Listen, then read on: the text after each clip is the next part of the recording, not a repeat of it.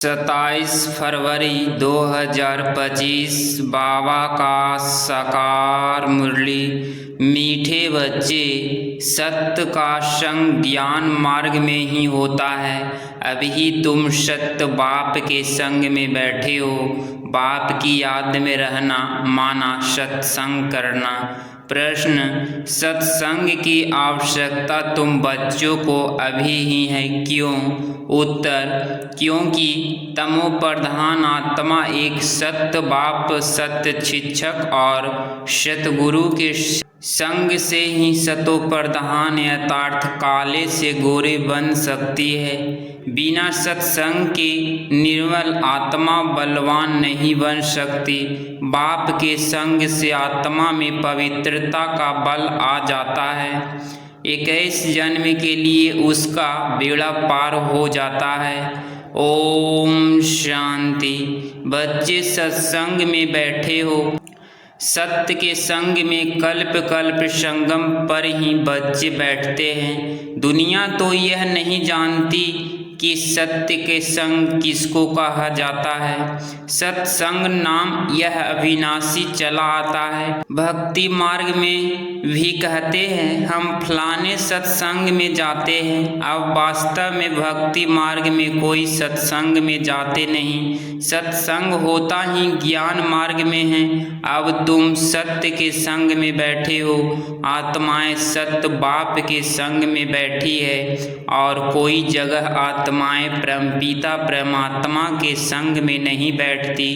बाप को जानते नहीं, भल कहते हैं हम सत्संग में जाते हैं, परंतु वह देह अभिमान में आ जाते हैं। तुम देह अभिमान में नहीं आएंगे। तुम समझते हो हम आत्मा हैं, सत्य बाबा के संग बैठे हैं और कोई भी मनुष्य सत्य के संग में बैठ नहीं सकता। यह नाम भी अभी ही है। सत्य का संग, इसका यथार्थ रीति अर्थ बाप बैठ समझाते हैं। तुम आत्माओं अब परमात्मा बाप जो सत्य है उसके साथ बैठी हो।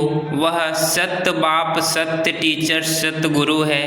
तो योगा तुम सत्संग में बैठे हो, फिर वह यहाँ वह घर में बैठे हो, परंतु अपने को आत्मा समझ याद बाप को करते हो। हम आत्मा अब सत्य बाप को याद कर रहे हैं। यथार्थ सत्य के संग में है। बाप मधुवन में बैठे हैं। बाप को याद करने की युक्तियाँ भी अनेक प्रकार की मिलती है। याद से ही विकर्म विनाश होंगे, यह भी बच्चे जानते हैं। हम 16 कला संपूर्ण बनते हैं, फिर उतरते उतरते कला कम होती जाती है। भक्ति भी पहले अव्यभिचारी है, फिर गिरते गिरते व्यभिचारी भक्ति होने से तमो प्रधान बन जाते हैं। फिर उनको सत्य के संग जरूर चाहिए, नहीं तो पवित्र कैसे बने।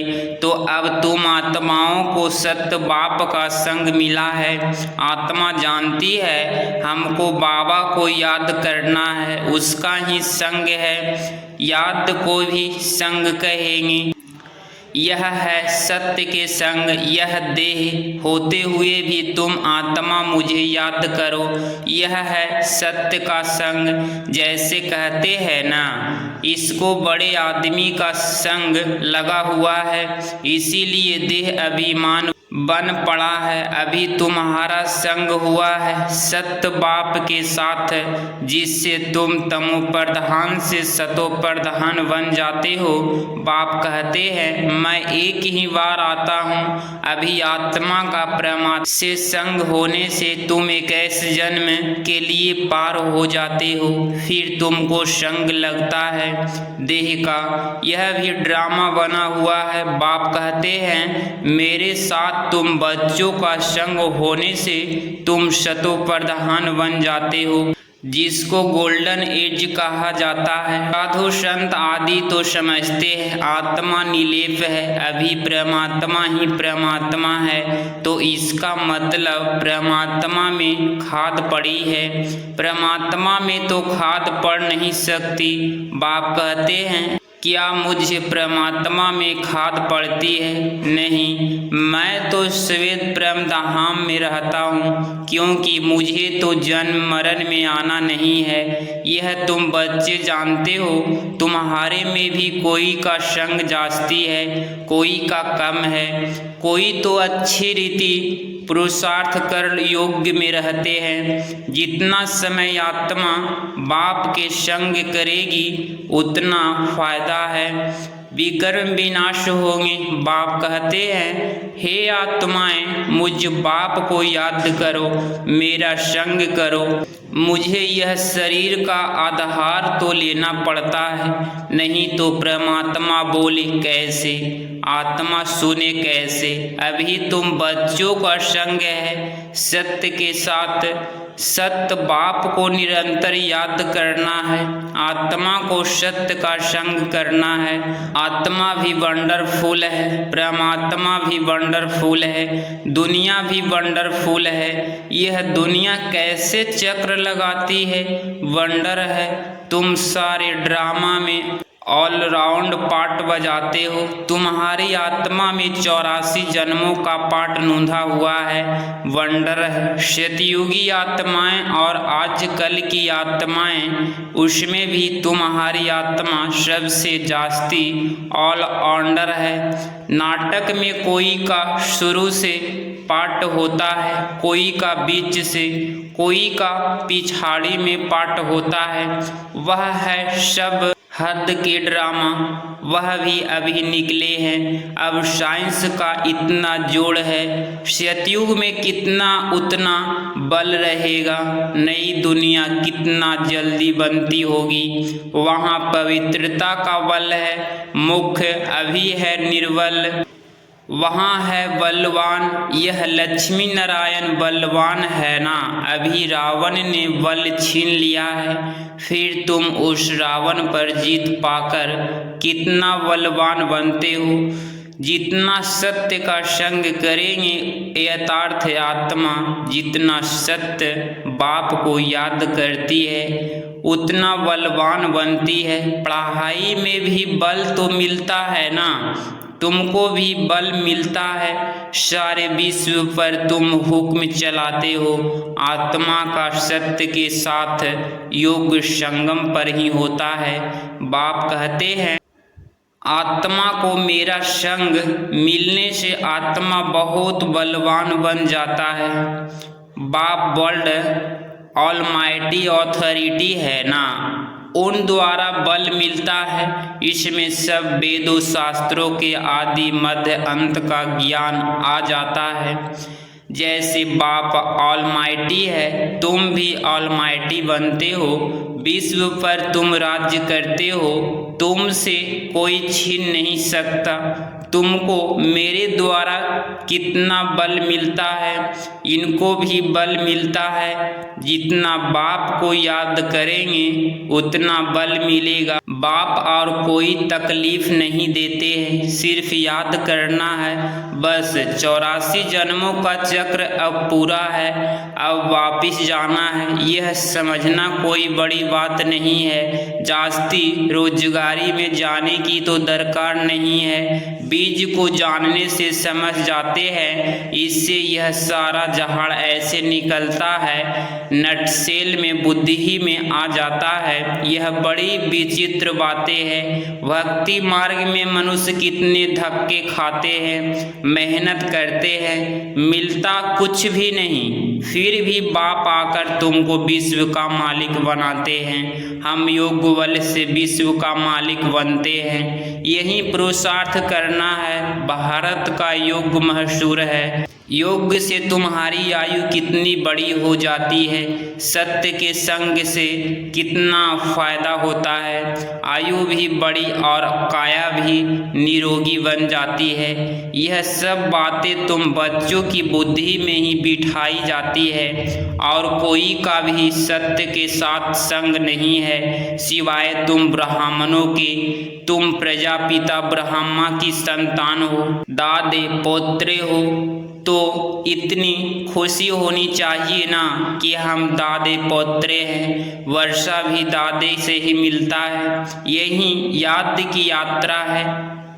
बुद्धि में यही सिमरन रहना चाहिए। उन सत्संगों में तो एक जगह जाकर बैठते हैं, यहाँ वह बात नहीं। ऐसे नहीं कि एक जगह बैठने से ही सत्य का संग होगा, नहीं। उठते बैठते चलते फिरते हम सत्य के संग में हैं। अगर उनको याद करते हैं, याद नहीं करते हैं तो देह अभिमान में है।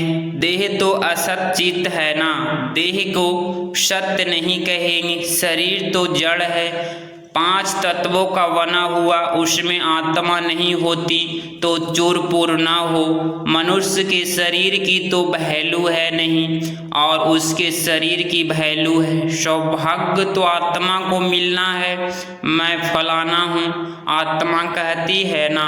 बाप कहते हैं आत्मा कैसी हो गई है, अंडे कच्छ मच्छ सब खा जाती है। हर एक भस्मासुर है, अपने को आप वही भस्म करते हैं। कैसे? काम चिता पर बैठ हर एक अपने को भस्म कर रहे हैं तो भस्मासुर ठहरे ना। अभी तुम ज्ञान चिता पर बैठ देवता बनते हो, सारी दुनिया काम चिता पर बैठ भस्म हो गई है, तमो प्रधान काली हो गई है। बाप आते हैं बच्चों को काले से गोरा बनाने, तो बाप बच्चों को समझाते हैं देह अभिमान छोड़ अपने को आत्मा समझो। बच्चे स्कूल में पढ़ते हैं, फिर पढ़ाई तो घर में रहते भी बुद्धि में रहती है ना। यह भी तुम्हारी बुद्धि में रहनी चाहिए। यह है तुम्हारी स्टूडेंट लाइफ। एम ऑब्जेक्ट सामने खड़ी है, उठते बैठते चलते बुद्धि में यह नॉलेज रहनी चाहिए।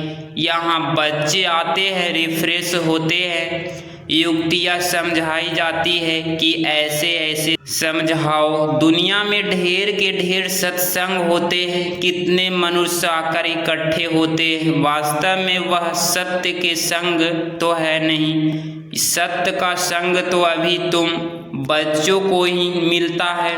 बाप ही आकर सतयुग स्थापना करते हैं, तुम मालिक बन जाते हो। देह अभिमान अथवा झूठे अभिमान से तुम गिर पड़ते हो और सत्य के संग से तुम चढ़ जाते हो। आधा कल्प तुम प्रलब्ध भोगते हो। ऐसे नहीं कि वहाँ भी तुमको सत्य का संग है, नहीं। सत्य का संग और झूठ का संग तब कहते हैं जब दोनों हाजिर है। सत्य बाप जब आते हैं वहीं आकर सब बातें समझाते हैं। जब तक वह सत्य बाप नहीं आए तब तक कोई जानते भी नहीं है। अब बाप तुम बच्चों को कहते हैं, हे आत्माएं मेरे साथ संग रखो। देह का जो संग मिला है उससे उपराम हो जाओ। देह का संग भर सतयुग में भी होगा, परंतु वहाँ तुम हो ही पावन। अभी तुम सत्य के संग से पवित्र से पावन बनते हो, फिर शरीर भी सतो प्रधान मिलेगा, आत्मा भी सतो प्रधान रहेगी। अभी तो दुनिया भी तमो प्रधान है। दुनिया नई और पुरानी होती है। नई दुनिया में बरोबर आदि सनातन देवी देवता धर्म था। आज उस धर्म को गुम कर आदि सनातन हिंदू धर्म कह देते हैं। मुझ पढ़ते हैं, अभी तुम भारतवासी समझते हो कि हम प्राचीन देवी देवता धर्म के थे, सतयुग के मालिक थे, परंतु वह नशा कहाँ। कल्प की आयु ही लंबी लिख दी है, सब बातें भूल गए हैं। इनका नाम ही है भूल भुलैया का खेल।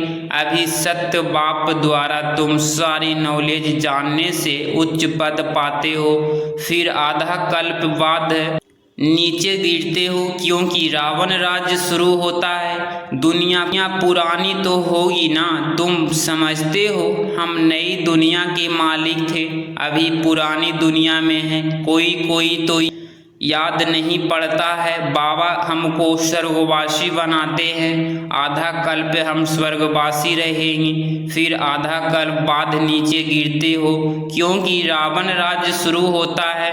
दुनिया पुरानी तो होगी ना, तुम समझते हो।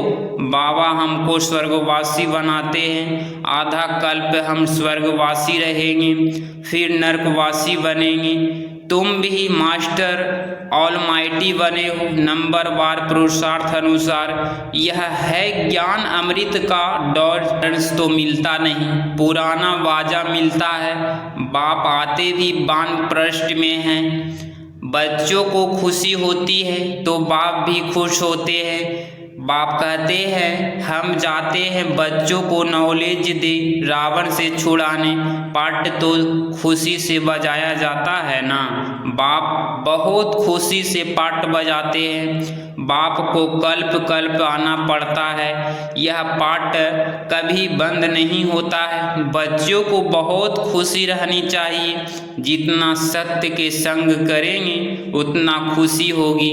याद कम करते हैं इसीलिए इतनी खुशी नहीं रहती है। बाप बच्चों को मिल्कियत देते हैं। जो बच्चे सच्चे दिल वाले हैं उन पर बाप का बहुत प्यार रहता है।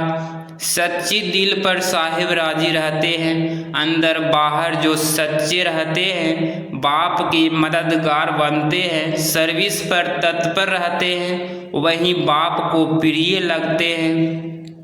अपनी दिल से पूछना है, हम सच्ची सच्ची सर्विस करते हैं। सच्चे बाबा के साथ संग रखते हैं। अगर सत्य बाबा के साथ संग नहीं रखेंगे तो क्या गति होगी। बहुतों को रास्ता बताते रहेंगे तो उच्च पद भी पाएंगे। सत्य बाप से हमने क्या वर्षा पाया है, अपने अंदर देखना है। यह तो जानते हैं नंबरवार है। कोई कितना वर्षा पाते हैं, कोई कितना पाते हैं। रात दिन का फर्क रहता है। अच्छा, मीठे मीठे सिकिलधे बच्चों प्रति माता पिता बाप दादा का याद प्यार और गुड मॉर्निंग। रूहानी बाप की रूहानी बच्चों को नमस्ते नमस्ते। धारणा के लिए मुख्य सार पॉइंट नंबर फर्स्ट, तुम्हें जो इस देह का संग मिला है इस संग से उपराम रहना है। सत्य के संग से पावन बनना है। पॉइंट नंबर 2, इस स्टूडेंट लाइफ में चलते फिरते बुद्धि में नॉलेज घूमती रहे। एम ऑब्जेक्ट को सामने रख पुरुषार्थ करना है। सच्ची दिल से बाप का मददगार बनना है। 27 फरवरी 2025 का वरदान अव्यभिचारी और निर्विघ्न स्थिति द्वारा फर्स्ट जन्म की प्रलब्ध प्राप्त करने वाले समीप और समान भव। स्पष्टीकरण, जो बच्चे यहाँ बाप के गुण और संस्कारों के समीप है, सर्व संबंधों से बाप के साथ का वह समानता का अनुभव करते हैं, वहाँ रॉयल कुल में फर्स्ट जन्म के संबंध में समीप आते हैं। पॉइंट नंबर 2, फर्स्ट में वही आएंगे जो आदि से अब तक अव्यभिचारी और निर्विघ्न रहे हैं। निर्विघ्न का अर्थ यह नहीं है कि विघ्न आए ही, लेकिन विघ्न विनाशक व विघ्नों के ऊपर सदा विजयी रहे। यह दोनों बातें यदि आदि से अंत तक ठीक है तो फर्स्ट जन्म में साथी बनेंगे। स्लोगन, साइलेंस की पावर से निगेटिव को पॉजिटिव में परिवर्तन करो। अव्यक्ति सारे एकांत प्रिय बनो। एकाग्रता को अपनाओ। एकांतवासी यथार्थ सदा स्थूल एकांत के साथ साथ एक के अंत में रहना। एकाग्रता की शक्ति से किसी भी आत्मा का मैसेज उस आत्मा तक पहुंचा सकते हो। किसी भी आत्मा का आह्वान कर सकते हो। किसी भी आत्मा को दूर बैठे सहयोग दे सकते हो। अगर इस चैनल पे आप डेली मुरली सुन रहे हैं तो चैनल को प्लीज़ सब्सक्राइब करें और प्यारा सा लाइक ज़रूर करें। मिलते हैं अगली मुरली क्लास में। ओम शांति।